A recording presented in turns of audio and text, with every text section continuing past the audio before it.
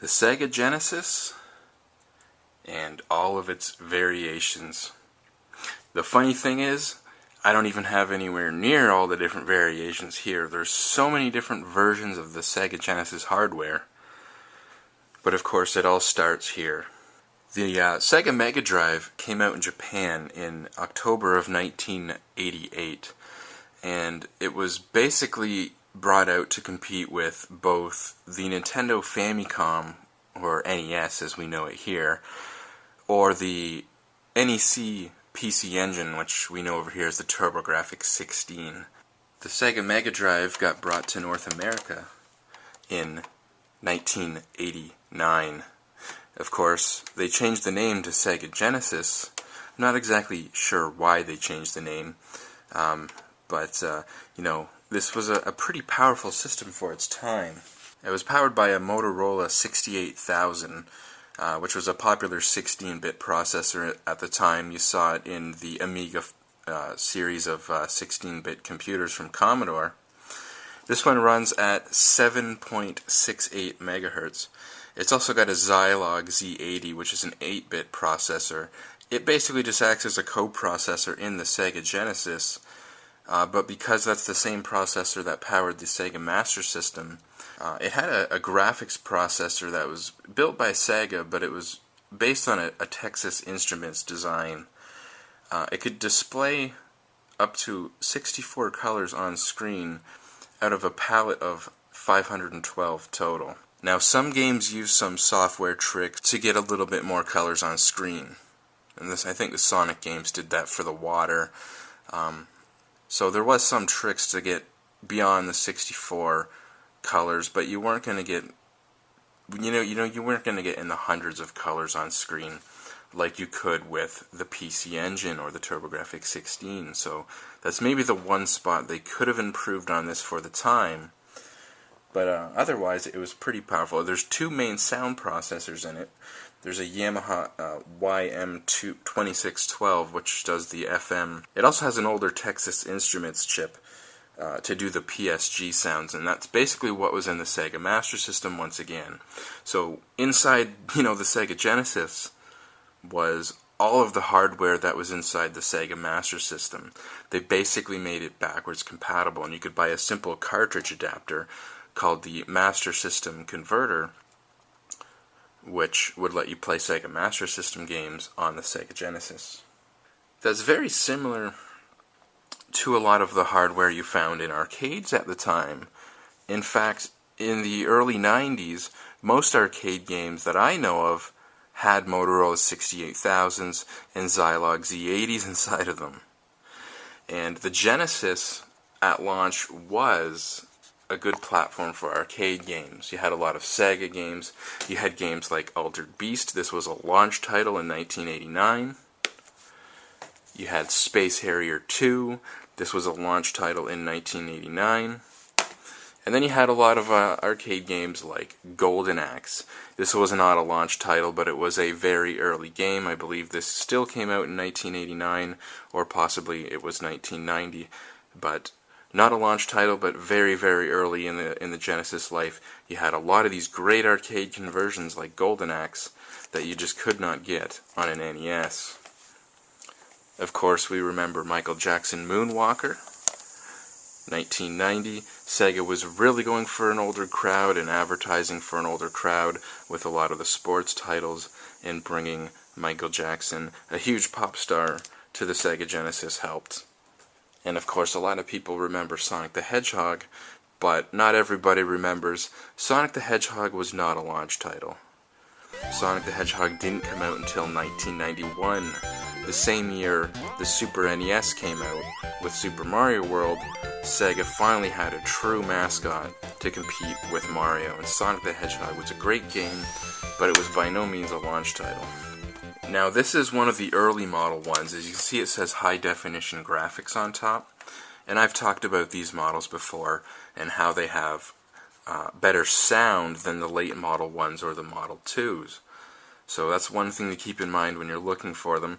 These will only output mono out the back out of the AV port, but of course you have the headphone jack with the stereo sound out the headphone jack.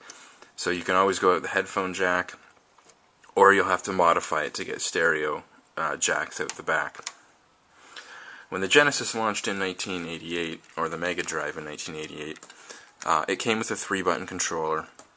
And, obviously, having 3 action buttons at the time was still an improvement over the competition. The PC Engine had, 2 action buttons. The NES or Famicom had 2 action buttons. But by 1993, when Street Fighter II came out for the Sega Genesis, they needed a 6-button controller. So this came out in 1993. In 1994, they came out with the Model 2, basically a cheaper, smaller version of the Genesis. They took off the headphone jack, but they did add the stereo AV out to the back. Of course, we remember the add-ons for the Sega Genesis. And in 1991, in Japan, they came out with the Mega CD for the Mega Drive. And that came over here in 1992. It wasn't the first CD-ROM based system, but it was definitely one of the earliest. The PC Engine had its CD-ROM system slightly before Sega did. But I mean, over here in 1992, the thought of having games on CD-ROM was pretty advanced. And of course, it came at a price. It was a very expensive add-on. They came out later with, of course, the Sega CD Model 2 in 1994 to match the Genesis Model 2. So you can see the early Sega Genesis matches with the Model 1 a little bit better. And the Model 2 matches with the Sega CD Model 2 a little bit better. They'll both work on each other. You can put the bigger Genesis on the Model 2 Sega CD, and you can put the smaller Genesis on the bigger Sega CD. It looks silly, but it will work. And then, of course, there's the 32X. One of Sega's last-ditch attempts to keep the Genesis going. In the mid-90s, they came out with the 32X. Now, this has 2 Hitachi 32-bit processors in it, and it does add a lot of power to the Genesis. It does get rid of the color limitations of the Genesis. So this has its own video encoder. Your television actually outputs from here, and there's a pass cable that goes from the Genesis to the 32X. So it's kind of messy because there's a lot of extra cables, but they did that to get around the Genesis's video system and actually bump the colors up. So this can do, 32,000 colors or something like that. I don't remember the exact specs, but it's not limited by the Genesis 64 colors on screen limitation. And of course it allowed for 3D graphics and much faster processing. So you saw games like Doom, Virtual Racing Deluxe, and Virtual Fighter, 3D games coming to the Genesis. There's a few good games for it, but the 32X came out way too late, and it was way too expensive, and another add-on people did not need, and really nobody bought it. Finally, in 1998, they actually moved to the Genesis 3, which was actually not made by Sega. This was built by a company called Majesco, who did a lot of stuff for Sega, especially in South America. They, brought a lot of the games over to that market, and so they had the manufacturing skills to do this, and they all real Sega hardware inside. So it's not like emulation or anything. You get the proper sound. The only downsides with the Model 3, it doesn't work with the 32X. It doesn't work with Virtual Racing. It doesn't work with the Sega CD. Some of these are stereo and some of them are mono. I don't know what's up with that. If it's the later ones to make it even cheaper, they took out the stereo sound. So even if you have, it takes the same stereo AV jacks as the Model 2. But even if you have the stereo AV jacks from a Model 2, in some of the Model 3s you still only get mono sound. Now there was a lot of other Sega hardware. We have the JVC Xi here, and I believe JVC helped build something in the Sega CD, and through that they got a contract through Sega, and they got basically permission or the ability to build so many of these. And the JVC Xi is basically just your Model 1 Sega Genesis and your Sega CD combined into one unit. So this only takes one power cable. It's got standard AV out cables right on it, and then you can play your Sega Genesis and your Sega CD games. So those are pretty handy. This came out in 1994. It was a little bit pricey, and Sega actually came out with their own CDX in 1994, which cost less. It was much, much smaller. Other than that, there's a lot more variations of this hardware. Of course, Sega released their own Nomad in 1995, which was a portable Sega Genesis. All the Sega Genesis hardware crammed into a handheld. There was stuff like the Sega MegaJet, which was released only in Japan. Basically, it was the Sega Genesis, the cart slot, and a controller all in one, but no screen. And the point was it was portable.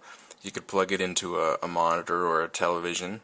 And that was mainly used on airlines, as you could play Sega Genesis games with the controller in your hand and just have it hooked up to the screen in front of you. Pioneer has the Laser Active. They had a Sega Genesis add-on for that to play Sega Genesis games on a Laserdisc player. Iowa came out with a boombox that would play Sega Genesis games. There was the IBM TerraDrive, which was an IBM PC with a Sega Genesis slot that you could plug the controllers into and play Sega Genesis games. So all this different Sega hardware all started in 1988 with the Japanese Sega Mega Drive.